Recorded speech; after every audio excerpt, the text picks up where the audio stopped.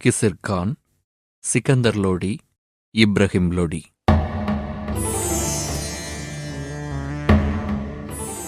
பிறகு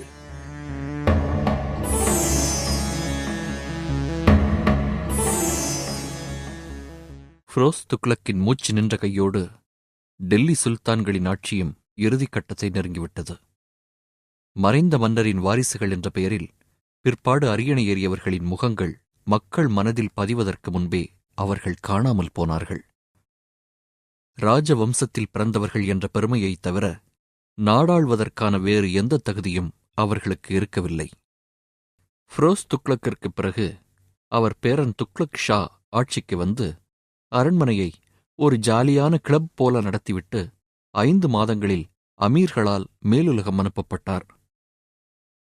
பிறகு அபுபக்கர் என்னும் இன்னொரு பேரப்பிள்ளைக்கு பிரபுக்கள் பட்டம் சூட்டினார்கள். ஆட்சிக்கு வந்து ஆண்டு விழாவை கூட நடத்த விடாமல் அவருடைய மாமனும் ஃபிரோஸ் துக்ளக்கின் மகனுமான முகம்மது டெல்லியை கைப்பற்றினார். 4 ஆண்டுகள் ஆட்சி என்ற பெயரில் கும்மாளம் போட்டு மக்களை வெறுப்பேற்றியவர் இவர். அவருக்குப் பிறகு அவர் மகன் மகமது ஷா என்பவர் அரியணை ஏற அவருடைய அங்கியை பிடித்து இழுத்து மல்லுக்கு நின்றார் அவருடைய ஒன்றுவிட்ட சகோதரர் நஸ்ரத் ஷா. அடித்துக் கொண்ட இந்த இருவரையும் தூண்டிவிட்டு அதில் குளிர் காய்ந்தது சுயநலம் மிகுந்த பிரபுக்கள் கூட்டம். அதற்கேற்ப மகமது ஷா, நஸ்ரத் ஷா இருவரும் நான் தான் டெல்லி சுல்தான் என்று பிரகடனப்படுத்திக் கொண்டு ஏக காலத்தில் டெல்லியின் வெவ்வேறு பகுதிகளில் அமர்ந்து தர்பார் பண்ணிய தமாஷும் நடந்தது. செப்டம்பர் 22 ஆண்டு 1398 இந்த தமாஷை முடித்து வைத்து தரையெங்கும் ரத்தம் பாய்ச்ச வந்து சேர்ந்தான் நம் முதல் அத்தியாய கதாநாயகன் தைமூர். காபூலுக்கு வடக்கே இருந்து ஆவேசத்துடன் வந்து சேர்ந்த தைமூரைக் கொண்டு முதல் அத்தியாயத்தை மங்களகரமாக ஆரம்பித்து வைத்ததும் அவனுடைய கொலை வெறியாட்டத்தை பார்த்து நாம் கதிகலங்கி உடனே பிளாஷ்பேக்குக்கு ஓடிவிட்டதும் நேயர்களுக்கு தெரிந்ததே. 6 மாதங்கள் மட்டுமே டெல்லியில் தைமூர் தங்கியிருந்தான். டெல்லியில் கணுக்கால் அளவு ஓடிய இரத்த ஆற்றை கால் பதிய கடந்து அவன் தன் சொந்த ஊரான சாமர்கண்ட் திரும்பிய பிறகு சில மாதங்கள் டெல்லியில் நடமாட்டமே இல்லாமல் போய்விட்டது. அப்புறப்படுத்தப்படாமல் பல்லாயிரக்கணக்கில் சின்னாபின்னமாக உடல்கள் கிடந்ததுதான் காரணம். பிறகு தப்பி ஓடிப்போயிருந்த மகமது ஷா திரும்பி வந்தார். டெல்லி வீதிகளை முடிந்தவரையில் சுத்தப்படுத்திவிட்டு சில ஆண்டுகள் பெயருக்கு ஆட்சி செய்தார்.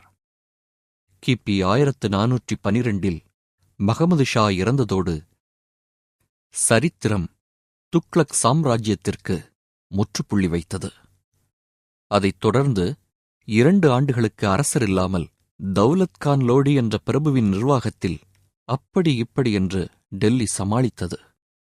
தைமூர் இந்திய எல்லைக்குள் நுழைந்தபோது வெள்ளைக்கொடி காட்டி அவருடன் சேர்ந்து கொண்டார் கிசிர்கான் சையத் என்ற பிரபு. அதை மனதில் வைத்துக் கொண்டு போவதற்கு முன் கிசிர்கானை முல்தான் மற்றும் லாகூருக்கு தன் ஆளுநராக நியமித்தான் தைமூர். கிபி 1414 லாகூரிலிருந்து ஒரு சிறு படையுடன் கிளம்பி வந்த கிசிர்கான் டெல்லியை கைப்பற்றி சிம்மாசனம் அமர்ந்தார். கிசிர்கானும் அவரது வாரிசுகளும் வரிசையாக தொடர்ந்து 37 ஆண்டுகள் டெல்லியில் ஆட்சி புரிந்தனர். அலாவுதீன் கில்ஜி காலத்தில் வடக்கே சிந்து மாகாணத்திலிருந்து கிழக்கே வங்காளம் வரையிலும் தெற்கே மதுரை வரையிலும் பறந்து விரிந்திருந்த சாம்ராஜ்யம் யானை தேய்ந்து சிற்றெரும்பு ஆன கதையாகப் போன காலகட்டம் இது.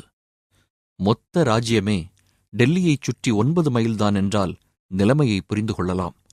டெல்லி எல்லையில் உள்ள கிராமத்து ஜமீன்கள் கூட வரி கட்ட மறுத்ததால் படையனுப்பி மிரட்டி வசூல் செய்ய வேண்டிய சூழ்நிலை.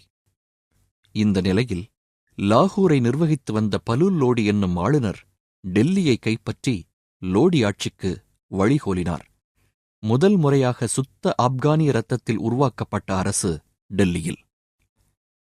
பலூல் லோடி 37 ஆண்டுகள் டெல்லியை ஆண்டதோடு எல்லைகளை சற்று விஸ்தாரமும் செய்தார்.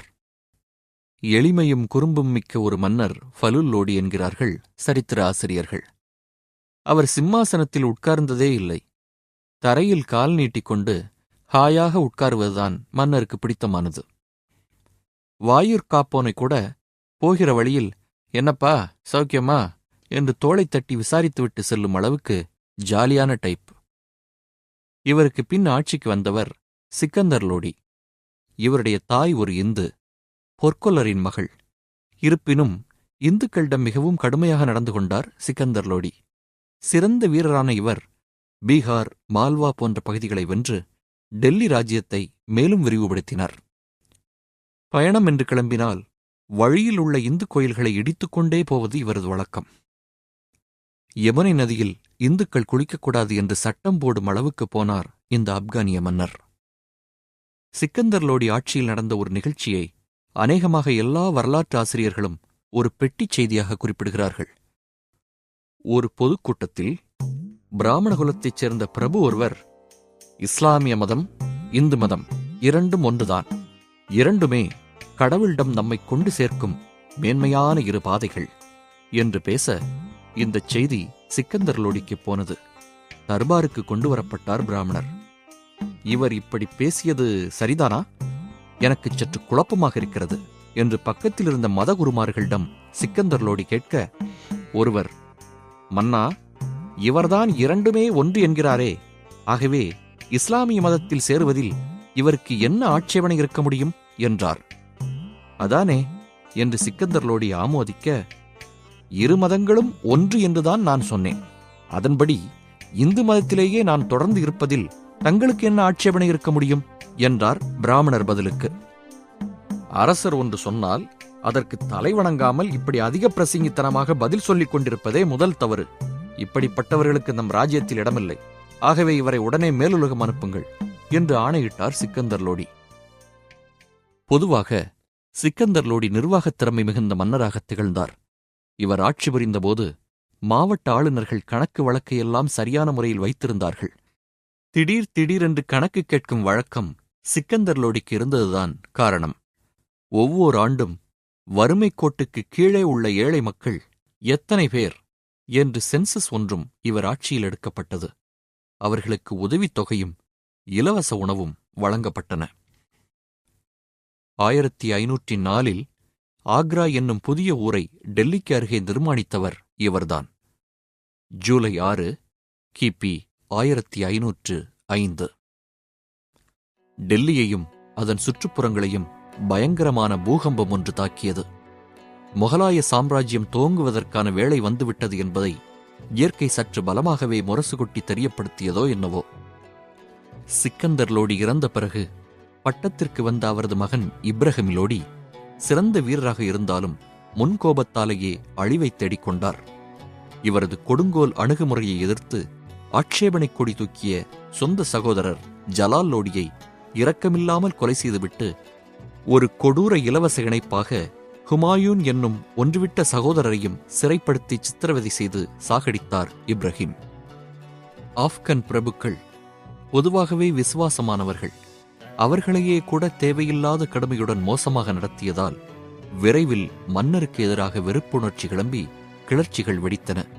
இதற்கு முத்தாய்ப்பாக லாகூர் கவர்னராக இருந்த தௌலத் கான் தலைமையில் பிரபுக்கள் இரகசிய கூட்டம் போட்டனர்.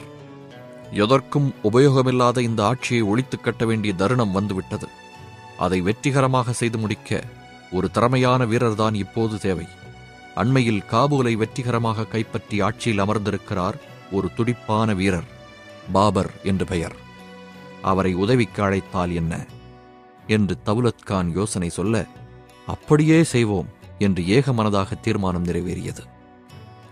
ஆப்கானிஸ்தானில் காபூல் அரியணையில் அமர்ந்த கையோடு தன் நெருங்கிய ஆலோசகர்களிடம் உரையாடிக் கொண்டிருந்த பாபர், எனக்கு நீண்ட நாட்களாக ஒரு கனவு, இந்தியாவை ஆள வேண்டுமென்று எனச் சொல்லிக் கொண்டிருக்கும் போது, இந்தியாவுக்கு வர முடியுமா, தங்கள் உதவி தேவை என்று தௌலத் கான் தலைமையில் பிரபுக்கள் எழுதி அனுப்பிய கடிதம் பாபர் கைக்கு போய்ச் சேர்ந்தது. இது எப்படி இருக்கு என்கிற பாணியில் வாய்விட்டுச் சிரித்தார் பாபர்.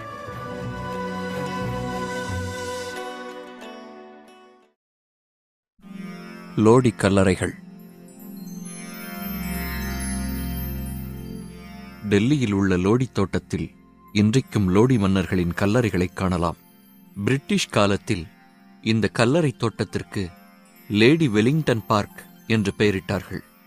நாடு சுதந்திரமடைந்த பிறகு லோடி தோட்டம் என்ற நியாயமான பெயரே வைக்கப்பட்டது.